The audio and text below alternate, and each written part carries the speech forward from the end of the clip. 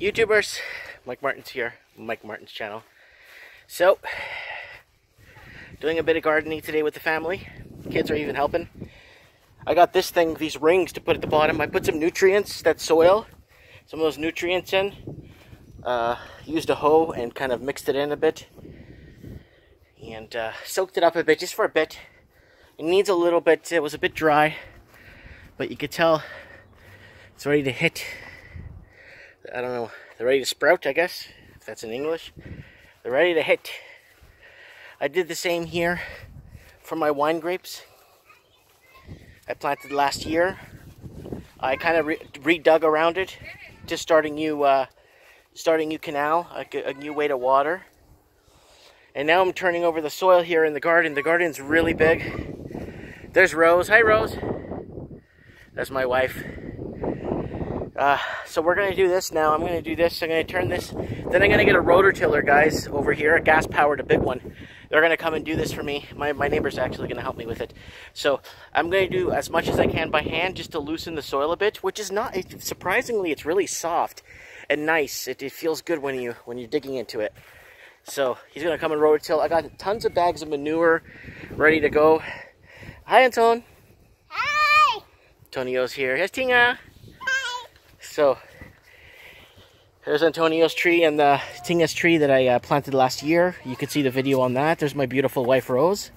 Here's my strawberries. The strawberries that I planted for her last year.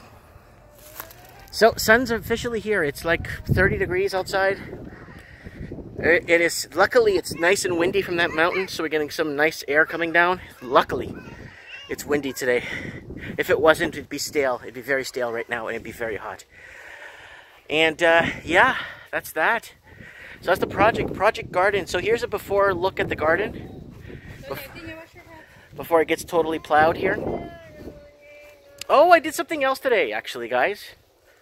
I put up another 2 of these lights. They've survived an entire winter. So I picked up 2 more of these. They're double lights. There's a light in the front and a light in the back there. And it looks really nice at night. So maybe tonight, once the sun hits this, sun's on its way there now, actually. So, that's it. We're here.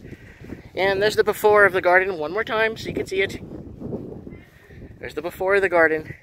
I already weed whacked all the weeds all around behind there. There was a ton of weeds back there. I went with the weed whacker, took everything out, picked it out. Took everything, so we're ready to rototill. Like I said, I'm going to do a bit of it by hand. Grass is already cut from 2 days ago, so that's good to go. But the family's helping out. Oh, we're going to barbecue ribs, right, babe? Yeah, we're going to barbecue some ribs soon. So today is Monday here still. What time is it, babe? 3 o'clock? It's about like 3 p.m. right now. Let's check the sun. Yeah, it's about 2:45. Anyways, guys, summer's here. Garden's ready to go. We're going to practice living off grid when it comes to survival. We're going to learn. We got a rain bucket I already flushed out. And, oh yeah, it's full of water. Let that drain a bit. So what people are wondering, what do you do with that water after if you have to drink it? It's going to taste rubbery or something. But you know what, guys? I'll be really frank with you what I do with the water. You just put it through a regular charcoal filtration system that you buy from Breda. And if there is no water and you got nothing to drink, if you filter that rainwater, I'm pretty sure it's not hazardous or deadly. Yeah, it might have carbonates in it from the plastic, but I don't think it would be that big of a deal to drink that water if you have to survive. So I rinsed it out. I'm going to re-rinse it again, give it a good flush. And I set that up last year. If you want to see my Living the Dream series, you can see that. I'm going to let that run for a bit. Drain it out and put some fresh, just to kind of rotate some water through it. And that's that. We have our fruits here.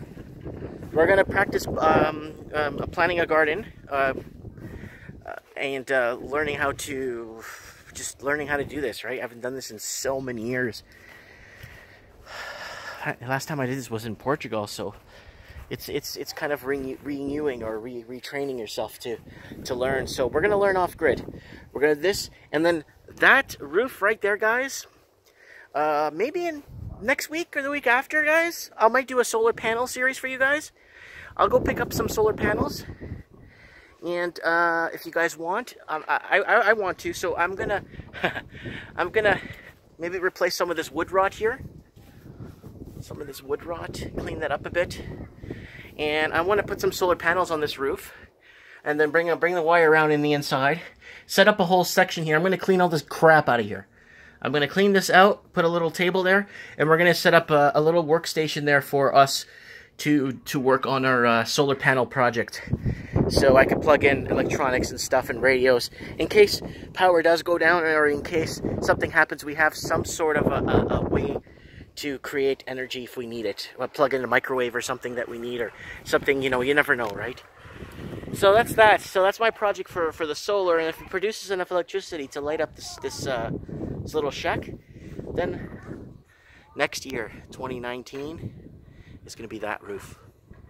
I'm waiting for the Tesla panels to get more advanced, and I want to get the Tesla panels. I want to do that whole entire roof, and then I want to swap my gas heater, to electric heater, and eventually switch over to electric heat, and then swap everything over. Let me know what you guys think of my off-grid plans. Yay or nay, is it going to work or not? Thanks for watching.